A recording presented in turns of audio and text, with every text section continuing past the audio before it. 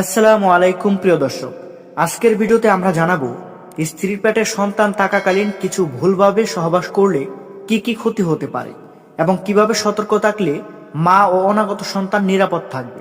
তো ভিডিওটি শেষ পর্যন্ত দেখুন, কারণ বিষয়টি অত্যন্ত গুরুত্বপূর্ণ। প্রিয় দর্শক, প্রথম বড় যে ক্ষতিটি হবে আপনি যদি স্ত্রীর পেটে সন্তান থাকাকালীন এভাবে সহবাস করেন, প্রথম যে ক্ষতিটি হবে সেটি হচ্ছে অনাগত সন্তানের ঝুঁকি।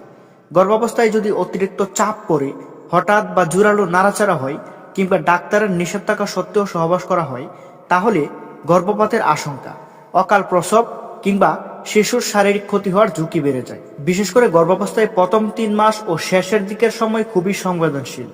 দ্বিতীয় বড় ক্ষতিটি হচ্ছে মায়ের শারীরিক ও মানসিক ক্ষতি।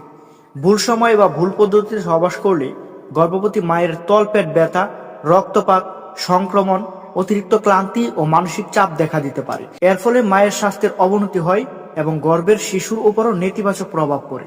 তাহলে এখন করণীয় কি? গর্ভাবস্থায় সহবাসের আগে ডাক্তারের পরামর্শ নেওয়া জরুরি। কোনো ব্যথা, রক্তপাত বা অস্বস্তি হলে তাৎক্ষণিক বন্ধ করতে হবে। ইসলামেও বলা হয়েছে ক্ষতি হয় এমন কাজ থেকে বিরত থাকতে হবে। ইসলামের স্বামী স্ত্রীর সম্পর্ক পবিত্র, কিন্তু যদি কোনো কাজের মাধ্যমে মা বা সন্তানের ক্ষতির আশঙ্কা থাকে তাহলে তা থেকে বিরত থাকাই উত্তম। তো প্রিয় দর্শক, গর্ভাবস্থা আল্লাহর এক বিশেষ নিয়ামত। এই সময় স্বামীর দায়িত্ব হলো স্ত্রীর প্রতি যত্নশীল হওয়া এবং অনাগত সন্তানের নিরাপত্তা নিশ্চিত করা।